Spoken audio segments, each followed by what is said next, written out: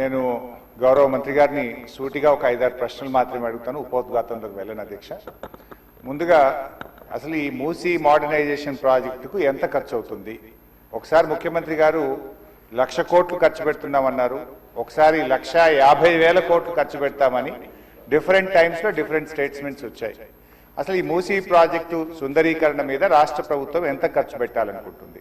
ఎందుకంటే ఒకవైపు పిల్లల స్కాలర్షిప్లు ఇవ్వమంటే డబ్బులు లేవు, కోసుక తింటారా అంటున్నారు, లేదా రిటైర్డ్ ఎంప్లాయీస్కు డబ్బులు ఇవ్వండి అంటే డబ్బులు లేవంటున్నారు. మూసీ సుందరీకరణ మీద 1,00,000 కోట్ల 1,50,000 కోట్ల ఎంత ఖర్చు పెడతామనుకుంటుంది ప్రభుత్వం? సూటిగా సమాధానం చెప్పండి. 2, ఇప్పటి వరకు మూసీ సుందరీకరణలో ఎన్ని నివాసాలు కూల్చివేశారు? ఆ కూల్చివేసిన నివాసాలకు 2013 భూసేకరణ చట్టం కింద పాత ఇండ్లకు కంపెన్సేషన్ ఇచ్చారా, వేజ్ లాస్ ఇచ్చారా, లేదా సింపుల్ గా కేసీఆర్ గారు కట్టిన డబుల్ బెడ్రూమ్ ఇళ్లలో అసైన్మెంట్ చేసి పంపారా? 2013 భూసేకరణ చట్టం ప్రకారంగా 14.5 లక్షల రూపాయల డబ్బు ఇవ్వాలి వాళ్ళకు, పాత ఇంటికి R&Bతో ఎస్టిమేట్ చేసి డబ్బులు ఇవ్వాలి, అదేవిధంగా సెలబుల్ రైట్స్ తో కూడినటువంటి 200 గజాల స్థలంలో కట్టిన ఇల్లు ఇవ్వాలి. ఆ రకంగా ఇచ్చారా, ఇవ్వలేదా, ఇస్తే ఎప్పట్లోకి ఇస్తారు, ఎన్ని నివాసాలు కూల్చారు? ఇంకా మీరు ఐడెంటిఫై చేసి కూల్చవలసిన ప్రభుత్వ ప్రైవేటు ఇల్లు ఎంత భూమి ప్రభుత్వ ప్రైవేట్ సేకరిస్తున్నారు? సమాధానం చెప్పండి. నంబర్ 3, గౌరవనీయులు మంత్రి గారు మాట్లాడుతూ ఆన్సర్ సిలో ఏమన్నారంటే హెచ్ఎండబ్ల్యూఎస్బి నీటిని హిమాయత్ సాగర్, ఉస్మాన్ సాగర్ లో పంపిణీ చేయడానికి చేపట్టింది. మూసీ నదిలోకి ఎప్పటికప్పుడు విడుదల చేయడానికి 2.5 టీఎంసీలు రిజర్వ్ చేయడం జరిగింది అన్నారు. అంటే స్వచ్ఛమైన గోదావరి జలాలను మూసీలో వదులుతామన్నారు, సంతోషం. మరి ఈ 2.5 టీఎంసీల గోదావరి జలాలు ఎక్కడి నుంచి తెస్తున్నారు? గత ప్రభుత్వం కాళేశ్వరంలో భాగంగా నిర్మించిన మల్లన్న సాగర్ నుంచి నీళ్లు మూసీకి తెస్తున్నారా, ఇంకెక్కడి నుంచైనా గాల్లో నుంచి తెస్తున్నారా? ఆ 2.5 టీఎంసీలు కాళేశ్వరం ప్రాజెక్టులోని మల్లన్న సాగర్ నుంచి వస్తున్నాయా, ఎక్కడి నుంచి వస్తున్నాయో సమాధానం చెప్పండి. తర్వాత అధ్యక్ష, ఈ మూసీ మీ నియోజకవర్గంలోని వికారాబాద్ నుంచి ఆ అనంతగిరి కొండల నుంచి స్టార్ట్ అవుతుంది. గత ప్రభుత్వం మూసీలోకి మురికి నీరు రాకుండా ఉండాలని దాదాపు 32 ఎస్టీపీలు కట్టాం. అందులో ఒకటి మన వికారాబాద్ దగ్గర కూడా ఒక ఎస్టీపీ కట్టాం. ఇవాళ ఆ ఎస్టీపీని మెయింటైన్ చేయక మోటార్లు బీకేసిండ్రు, గడ్డి పెరిగింది. ఆ ఎస్టీపీ ఫంక్షనల్ చేయక వికారాబాద్ మున్సిపాలిటీ మురికి నీరంతా ఈ రోజు మనం తాగుతున్న గండిపేట హిమాయత్ సాగర్ లోకి వస్తున్న విషయం ప్రభుత్వం దృష్టికి వచ్చిందా? ఆ ఎస్టీపీని ఎందుకు మెయింటైన్ చేయడం లేదు అని నేను అడుగుతా ఉన్నా. గత ప్రభుత్వ హయాంలో మేము మూసీలోకి మురికి నీరు రాకుండా ఉండాలని 32 ఎస్టీపీలు కట్టాం. మరొక 39 ఎస్టీపీలు కట్టడానికి కేంద్ర ప్రభుత్వానికి అమృత్ పథకం కింద మేము ప్రతిపాదనలు పంపాం. అవి మంజూరు వచ్చాయా, ప్రారంభించారా, ఏ దశలో ఉన్నాయో సమాధానం చెప్పండి. తర్వాత అధ్యక్ష, చివరి క్వశ్చన్, మరి మొన్న వరదలు వచ్చినప్పుడు మూసీ గేట్లు ఒకేసారి తెరిచి ఉద్దేశపూర్వకంగా ప్రజల ఇండ్లు మునిగిపోవాలి, రోడ్లు మునిగిపోవాలని ఈ ఉద్దేశపూర్వకంగా గేట్లు ఎత్తి ముంపు గురి చేసిన విషయం ప్రభుత్వం దృష్టికి వచ్చిందా? ఎందుకంటే పైన ఎంత వర్షం పడుతుంది, ఫ్లడ్ ఎంత ఉన్నదో చూసుకొని ముందే గేట్లు కొద్దిగా ఎత్తితే స్లోగా గ్రాడ్యువల్ గా ఫ్లడ్ బయటకు పోతుంది.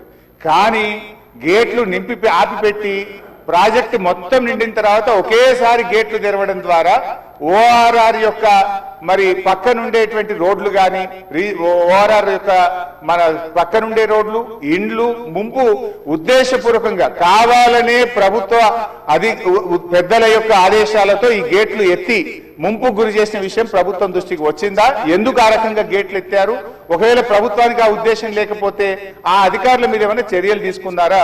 సూటిగా సమాధానం చెప్పాలని చెప్పి నేను కోరుతా ఉన్నా అధ్యక్ష. చివరిగా నేను చెప్పేది, మీరు పేదవాళ్ళ ఇంటికి రాకండి. మూసీ సుందరీకరణ పేరిట పేదల ఇండ్లు కూలగొడితే బీఆర్ఎస్ పార్టీ సీరియస్ గా వ్యతిరేకిస్తుంది. అవసరమైతే బుల్డోజర్లకు అడ్డంగా పడుకోనైనా అడ్డుకుంటామని గతంలో చెప్పాం. ఖాళీ స్థలాలు ఉన్నాయి, మీరు ఖాళీ స్థలాల్లో దాన్ని డెవలప్ చేయండి. మూసీలోకి గోదావరి నీళ్లు తెండి, మురికి నీరు లేకుండా చూడండి. కానీ మూసీ పేరిట పేదల ఇండ్లు కూలిస్తే మాత్రం బీఆర్ఎస్ పార్టీ ఎంత మాత్రం ఒప్పుకోదని మీ ద్వారా ప్రభుత్వాన్ని తెలియజేస్తున్నాం. డిప్యూటీ సీఎం గారు కూర్చుంటే బాగుండేది అధ్యక్ష. అధ్యక్ష,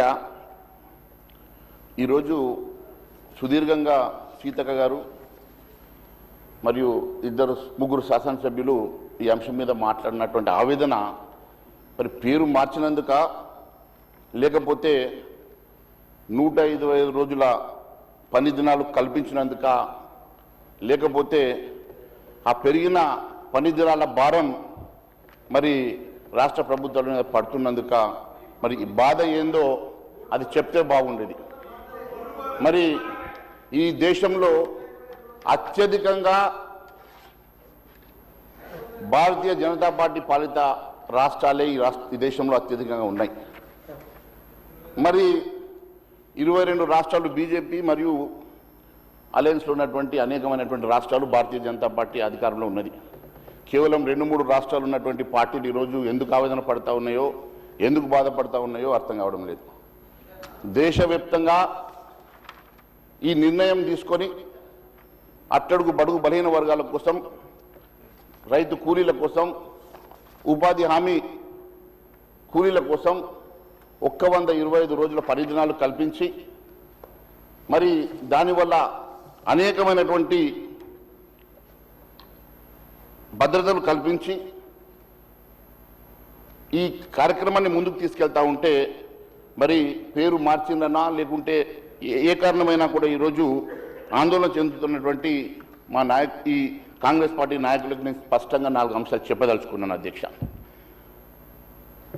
మరి ఇప్పటి వరకు సీతక్క గారు అనేక విషయాలు మాట్లాడుతూ 62% మంది మహిళలు దీనివల్ల లబ్ధి చేకూరుతుందని, 100 రోజులు ఉండే పేరు మార్చిందని, మరి ఇక్కడ మరి మహిళలకు ఏమైనా తగ్గించారా, లేకుంటే దీనివల్ల ఈ ఉపాధి హామీ మార్పు వల్ల 125 రోజులు పెంచడం వల్ల ఎవరికైనా నష్టం జరిగిందా, లేకుంటే నామ్స్ ఏమన్నా చేంజెస్ జరిగినాయా,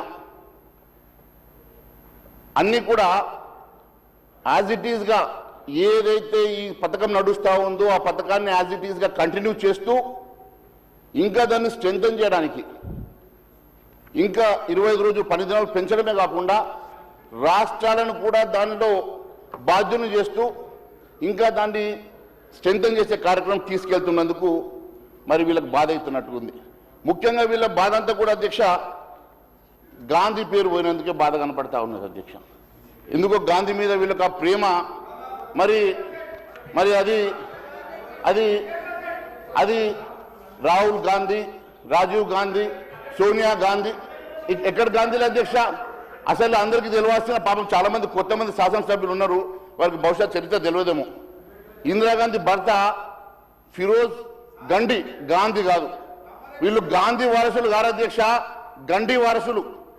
ఒక ఫిరోజ్ ఖాన్ ఇలా ఉన్నటువంటి సబ్జెక్ట్ డైవర్ట్ చేయడం లేదు, వాస్తవాలు మాట్లాడుతూ ఉన్నాను. పేరు మార్పు విషయంలో అధ్యక్ష ఆదిలాబాద్ జిల్లా నుంచి సోదరుడు ప్రాతినిధ్యం వహిస్తున్నాడు. ఇదే పాత రోజుల ఉపాధి హామీ చట్ట ప్రకారము మరి గతంలో బడ్జెట్లో 4% ఉంటే కేంద్ర బడ్జెట్లో ఉపాధి హామీకి, ఇప్పుడు పెట్టేటువంటి బడ్జెట్లో లాస్ట్ ఇయర్ నుంచి 1.37% బడ్జెటే ఉపాధి హామీకి పెట్టారు.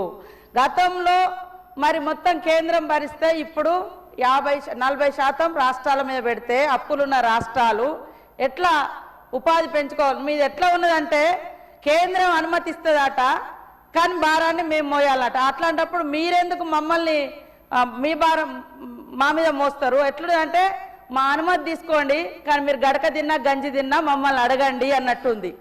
మీ గంజి మీరు తాగండి కానీ కేంద్రం మాత్రం పెత్తనం చేస్తుందట. ఇది ఎంతవరకు కరెక్ట్ అధ్యక్ష? ఇంకొకటి, ఇప్పుడు గాంధీ గారిని కూడా నిండు సభలో మీరు ఈ రకంగా అవమానించడం అనేది ఇది చాలా చాలా తప్పు, చాలా చాలా తప్పు. ఓకే, భావజాలాలు ఏమైనా ఉండొచ్చు, సరే మీది ఆర్ఎస్ఎస్ బ్యాక్గ్రౌండ్ కలిగినటువంటి బీజేపీ పార్టీ కాబట్టి ఆ రోజు గాంధీ గారిని చంపింది కూడా ఆర్ఎస్ఎస్ వ్యక్తే కాబట్టి ఈరోజు సమర్థించుకోవడం సమర్థనీయం అధ్యక్ష. అది కరెక్ట్ కాదట్లా. గాంధీ గారికి వారు చేసిన త్యాగం ఉంది, వారు భావజాలం శాంతియుత భావజాలం, వారు కన్న కలలు గ్రామ స్వరాజ్యం అధ్యక్ష. అందుకనే ఈరోజు గ్రామ స్వరాజ్యం రావాలంటే గాంధీ కలలు నిజం కావాలని, అది గ్రామీణ ప్రాంతాల్లో పేదరికం నిర్మూలన జరగాలని ఈ యొక్క ఉపాధి హామీని ఒక ఏదో అడుక్కుంటే వచ్చేదిలాగా కాకుండా హక్కులాగా ఇచ్చింది కాంగ్రెస్ ప్రభుత్వం. సోనియా గాంధీ గారి యూపీఏ చైర్పర్సన్ గా మన్మోహన్ సింగ్ గారు స్వర్గీయ ప్రధానమంత్రిగా పెట్టడం జరిగింది అధ్యక్ష. దయచేసి మా సోదరునికి నేను ఒకటే చెప్తున్నా, అందులో మీరు 125 రోజులు అంటున్నారు. ఇప్పటి వరకు నేను మొత్తం తీసిన 125 రోజులు కాదు, మనం ఇచ్చిన 100 రోజులలో 60-50 రోజులు దాటిన ఎక్కడ పని జరగలే అధ్యక్ష, వాళ్ళు పరిపాలించే రాష్ట్రాలలో కూడా. కాబట్టి 100 రోజులు 125 పెంచడం అంటున్నారు ఓకే, కానీ అక్కడ చూస్తే 125 రోజులలో 50 రోజులు రాష్ట్రం పని కల్పించండి అంటున్నారు. అట్లాంటప్పుడు మీరు అదనంగా ఏదో నేను అనేది ఇందాక అదే, మీరు మా అనుమతి తీసుకోండి, మీ గడక మీరు తినుండ్రి అన్నట్టు ఉంది తప్ప, మీరు 125 రోజులు స్వతహాగా కేంద్ర ప్రభుత్వమే ఇస్తే అది నిజంగా సంతోషించదగ్గ విషయం. కానీ మీ భారము 100 రోజులు పని కల్పించే నుంచి 75 రోజులకు కేంద్రం ప్రభుత్వం ఇచ్చే పని తగ్గించుకున్నారు వాళ్ళు. 75 రోజుల కేంద్రం ఇచ్చే పని 100 రోజులు ఇంతకుముందు ఇచ్చే పని నుంచి ఇప్పుడు 75 రోజులకే తగ్గింది. కాబట్టి ఇది మేము బాధపడుతున్నాం. అట్లనే మీరు కొత్త చట్టం తీసుకొచ్చి కొత్త పేర్లు పెడితే ఏం కాదు. 12 సంవత్సరాలు మీరు అధికారంలోకి వచ్చినాక కూడా ఎంజీఎన్ఆర్ చేసి నడిచింది. ఇప్పుడు ఎందుకు మార్చాలనే ఆలోచన వచ్చింది? దానికి కారణం ఏందో చెప్పండి. మీరు నిజంగా ఇంకొక కొత్త చట్టం తెచ్చి మోడీ గారి పేరు పెట్టుకోండి, గాడ్సే పేరు పెట్టుకోండి, ఎవరి పేరైనా పెట్టుకోండి, కానీ ఈరోజు ఉన్న పేరును మార్చాల్సిన అవసరం ఏమొచ్చింది? దానికి చెప్పకుండా మీరు డైవర్ట్ చేసి మళ్ళా సోనియా గాంధీ గారు, రాహుల్ గాంధీ గారు అట్లా అనడు కరెక్ట్ కాదన్నా. నువ్వు కూడా ఏఐసిసి మెంబర్గా పనిచేసినావు, అందుకోసం పేదలకు లబ్ధి జరిగే విధంగా మాట్లాడాలని మా మహేశ్వరన్ కోరుతాను. అధ్యక్ష, ఇప్పుడు వారు గంట సేపు మాట్లాడినారు, 2 నిమిషాలలోనే మళ్ళీ లేచి వారు మళ్ళీ 10 నిమిషాలు మాట్లాడుతూ ఉన్నారు. సబ్జెక్ట్ డివిజన్ కాదు అధ్యక్ష, పేరు మార్పు విషయమే చెప్పాను అధ్యక్ష. పేరు విషయంలోనే మీరు వినే ఓపిక ఉండాలి అధ్యక్ష. వారు అంతమంది మాట్లాడినా కూడా ఎన్ని రకాల కాంట్రవర్సీస్ మాట్లాడి ఇక్కడ సభలో లేనటువంటి మోడీ గారి పేరు తీసుకున్నా కూడా నేను ఇక్కడ కూడా మాట్లాడలేదు, అబ్జెక్షన్ రేజ్ చేయలేదు అధ్యక్ష. ఎందుకంటే నాకు అవకాశం ఇచ్చినప్పుడు నేను మాట్లాడతా, కాబట్టి నేను అవకాశం వచ్చినప్పుడు మాట్లాడాలని ఇక్కడ వెయిట్ చేస్తున్నా అధ్యక్ష. ఈరోజు మాట మొదలు పెట్టాను, నేను ఏమన్నాను అధ్యక్ష, అదే విషయం మాట్లాడు. నేను ఆ సబ్జెక్టుకి వెళ్తాను, వెళ్లే ముందు బికాజ్ సీతక్క గారు మాట్లాడారు కాబట్టి. ఎందుకంటే అధ్యక్ష, మహాత్మా గాంధీ గారు పక్క హిందువే. మహాత్మా గాంధీ గారు రామరాజ్యం గ్రామ స్వరాజ్యం కోరుకున్నారు. రామరాజ్యం గ్రామ స్వరాజ్యమే స్ఫూర్తిగా ఈరోజు ఎంఎన్ఆర్ఈజీఎస్ని ఈరోజు జీరామ్జీగా మేము మార్చి దాంట్లో అనేకమైనటువంటి మరి గ్రామాలకు అభివృద్ధి కోసం. ఎందుకంటే అధ్యక్ష, ఇప్పుడు గ్రామాలలో గత 20 సంవత్సరాల క్రితం మీరు ప్రవేశపెట్టినప్పుడు ఉన్నటువంటి పరిస్థితులు వేరు, ఈరోజు ఉన్నటువంటి పరిస్థితులు వేరు అధ్యక్ష. ఈరోజు ఎంతోమంది యువత, చదువుకున్నటువంటి యువత కూడా అక్కడికి వచ్చారు. ఎన్నో రకాలుగా అక్కడ జరుగుతున్నటువంటి అనేకమైనటువంటి అవినీతి కానీ అనేకమైనటువంటి మరి ల్యాప్సెస్ని కూడా కరెక్షన్ చేసే విధంగా ఈరోజు టెక్నాలజీ డెవలప్ అయింది. కాబట్టి కొంతవరకు దాన్ని మాడిఫై చేసే ప్రయత్నంలో ఈరోజు ఈ కార్యక్రమం తీసుకొచ్చారు. ఈరోజు తీసుకొచ్చినటువంటి మీరు ఈరోజు మహాత్మా గాంధీ గ్రామీణ ఉపాధి పథకం పేరు Viksit Bharat guarantee for Rozgar and Ajeevika mission అంటే విబిజీ రామ్జీగా పేరు మార్చారు. పేరు మార్చి రాష్ట్రాలు 6 నెలల లోపల ఈ చట్టాన్ని అన్ని అసెంబ్లీలో, అంటే ఒక తెలంగాణ అసెంబ్లీ కాదు అధ్యక్ష, దేశవ్యాప్తంగా ఉన్నటువంటి భారతీయ జనతా పార్టీ పాలిత రాష్ట్రాలు కూడా దాదాపు 23 రాష్ట్రాలతో పాటు మరి మా అలయన్స్లో ఉన్నటువంటి అనేకమైనటువంటి రాష్ట్రాలతో పాటు 2-3 కాంగ్రెస్ రాష్ట్రాల్లో కూడా ఉన్నాయి. అన్ని కూడా అందరికీ కూడా 6 నెలల అవకాశం ఇచ్చి మీరు ఈ చట్టాన్ని తీసుకురావాలని చెప్పాలని చెప్పేసి ఒక కేంద్ర ప్రభుత్వం ఆదేశించిన మాట వాస్తవం అధ్యక్ష. దీంట్లో 125 రోజులు పని దినాలు కల్పించాలని, దాంట్లో పెంచినటువంటి 25 రోజులు గతంలో 90% కేంద్రం ఇస్తుండే. సీతక్క గారు 100% కేంద్రం ఇస్తుంది అన్నారు, వారు కరెక్షన్ చేసుకోవాలి అధ్యక్ష. 90% కేంద్రం ఇస్తుండే, 10% రాష్ట్రాలు ఇస్తుండే అధ్యక్ష. ఇప్పుడు ఏమైంది అధ్యక్ష, 25 రోజులు ప్లస్ ఈ 10 రోజులతో పాటు 35 రోజులకు గాను 50 రోజులు 15 రోజుల 10 దినాలు మీ మీద బడ్డెన్ వేస్తుండొచ్చు. ఎందుకంటే రాష్ట్రాల కాంట్రిబ్యూషన్ కూడా ఉంటే రాష్ట్రాల పని దాంట్లో వల్ల ఇన్వాల్వ్మెంట్ స్టార్ట్ అవుతుంది. అంటే ఈరోజు మీరు ఉపాధి హామీల కూలీల కోసం, రైతుల కోసం, రైతు కూలీల కోసం మీరు ఆ కొంత కాంట్రిబ్యూషన్ కూడా భరించడానికి ఇంత ఇబ్బంది ఎందుకు పడుతున్నారు అధ్యక్ష? అంటే ఈరోజు రాష్ట్రంలో ఉన్నటువంటి ఉపాధి హామీ కూలీలకు రాష్ట్ర ప్రభుత్వం కాంట్రిబ్యూషన్ ఇవ్వకూడదు అధ్యక్ష, మొత్తం కేంద్రమే ఇవ్వాలి అధ్యక్ష. కేంద్రం ఇస్తా ఉన్నది బడ్జెట్ ఏం తగ్గించలేదు అధ్యక్ష. కేంద్రం ఇచ్చినటువంటి బడ్జెట్ యాజ్ ఇట్ ఈస్గా ఇస్తూ పెంచిన పని దినాలకు గాను ఈరోజు ఉపాధి హామీ ఎందుకు ఎందుకు ఎందుకు మీరు ఇంటర్వెన్షన్ ఎందుకు పెంచినటువంటి ఉపాధి హామీ 10 దినాలకు గాను రాష్ట్ర ప్రభుత్వం కూడా కొంత కాంట్రిబ్యూట్ చేయమని చెప్పి అడిగినమాట వాస్తవం అధ్యక్ష. దానికోసము అసలు మేము కాంట్రిబ్యూషన్ చేయము, మొత్తం కేంద్రమే భరించాలా. పెంచిన మరి 25 రోజులు 12 దినాలు పెంచడం వల్ల ఎంతమందికి ఉపయోగపడుతున్న అంశాన్ని కూడా రాష్ట్ర ప్రభుత్వం పరిగణలోకి తీసుకోవాలి కదా అధ్యక్ష. అంతేకాకుండా అధ్యక్ష, ఈరోజు